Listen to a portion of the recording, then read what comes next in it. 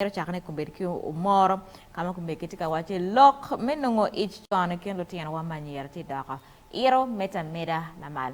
CLAUDE mona obere kiker me lok ke youth councilor ma kono America mona kon video ni ko dugi. Yeah, so get it tie duong la kwane Omoro district. Omoro district kan ma yejo chon tie ma ter total ene tie sub county mi awo i sub county mi akidi sub county ka chel ki odek ki la logi Je mukene machalo gwak nyo chan itamo ni petie machalo factor nyo geno weko Anyira yacho ko chon ma dirte dong loyo weko yejo chon ti Omoro jam pian chan weko itiu ki gimoro ken ma ti kere where at least ko kunyo pushing in der dire ben mabe donc lunyodo wa marwata ki marloba ki kirma gen pekte no ngufon to twal ke bot lutela wa ka tiel ki organization mo kana mano petie ka bion twal me bion ko no lunyodo ta tiki nyaga ne ka do nywal chon ka do nywalo ma do jago don ne chako bi ni kore ki twala nyaga ne do ngi nyome chon ma gine yes me nyaa chon ba ore chon ko bion pushing donc gin kay nywalo nyago dong e wiyo mo kay nywalo nyago wani lima marana choro man lima marana so yene te akelo pera madira da en chan wego nyoro te dong anyang bana ni nyome dong pege nyome because ma chalo tera kawan wa wunyu ni nyome ta timme mangara ni tiri pian nyom timme no tera te we nesing dong nyom mano timme yo ma pat ena ye kite nyome dong ichu ki nyome chore ine ardante agwenye ke diang chuk chalo bario chuk chalo choka wo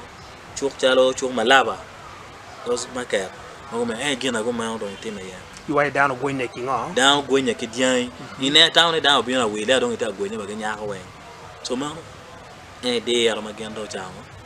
chalo tikere in majal tel ba volo gwak nyo tie ne no mo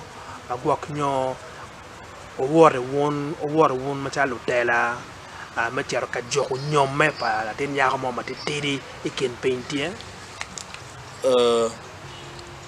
upere pian kimana na wajo ke ka nyum dong time chore pe chok wen yin di ran chere ye no yin be pe nge ni ma no nyum de te ne no da ti agwenye ngo kere ko ma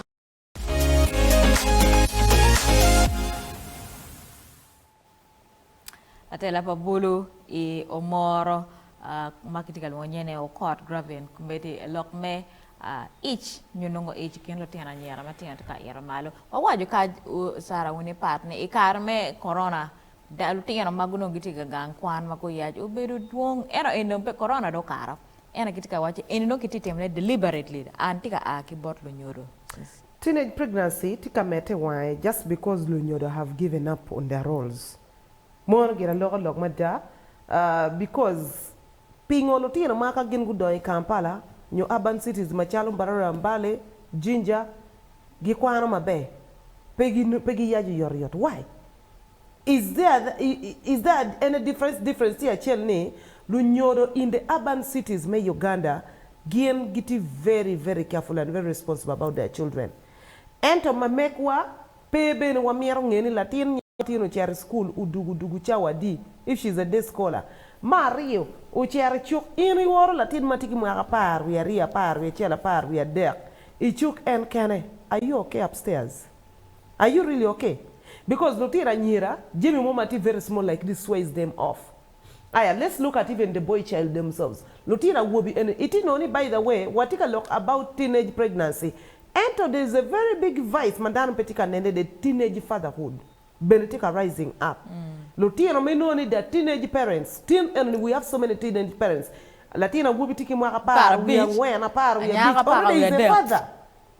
So, as we are talking about the teenage pregnancy, but there's also teenage fatherhood rising up. Now, It means either Lutino Mamegwa, we are going to raise bastards, Lutino Magime pegging a babagi, or Lutino Magi denying their parents. Sara America wa doctor no lock mak ala dir councilor tika wajane ni eni lunyodo magi tika chwa Lutino ga chwa dong ka cho pian gi mer chene la cho mo ni ki chene la won yao mer matu ko ento pere ki chene la chan pere ki der waji te nyara eni mi a chene. Yeah, but before you come in, I would want to agree ki councilor enoni because there is an incident mo manene district mo ma inoni latien ki wajani ien cher bet ki la cho eneni inongi wachanda makuman en roman en kele wacho kare ikele wacha von mono nyoro ni lok pachan poverty level ki gang mamekwa is becoming too much. The PDM mo kele kunu parish development model eneni, how is it transforming the lives of Ganadaro Metedero? I think when you look at the rise of poverty,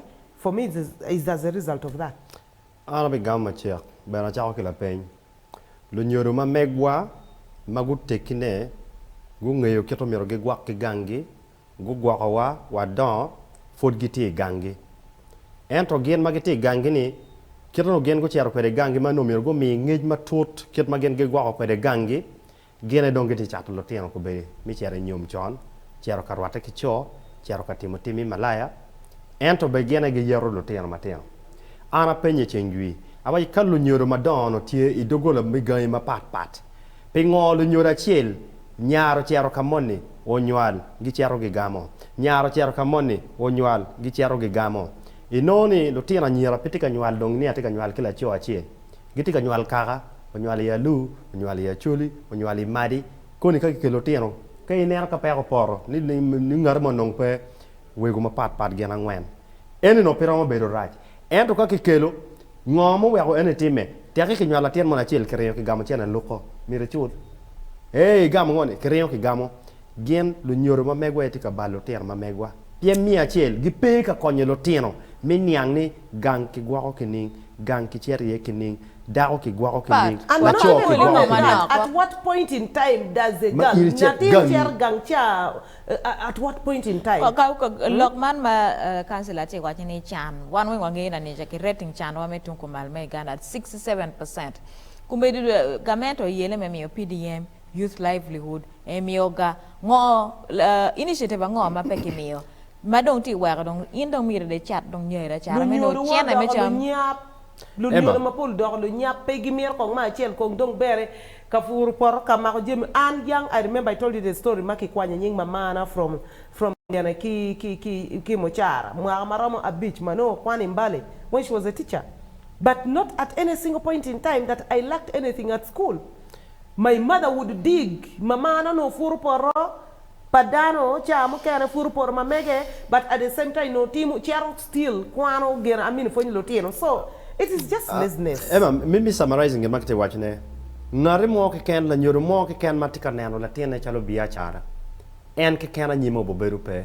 Geno miro ben ma pera tek ne mire neno Lutino bedi ko ma yot. Wek dirika ini teki madong pe twer ge mo e ken. Madong ben pe twer wa biru ka beru mecha kalaro wel pa latini no miro nong yo mi konyi. Ero ka ini charo. Pero ne bedu kumi.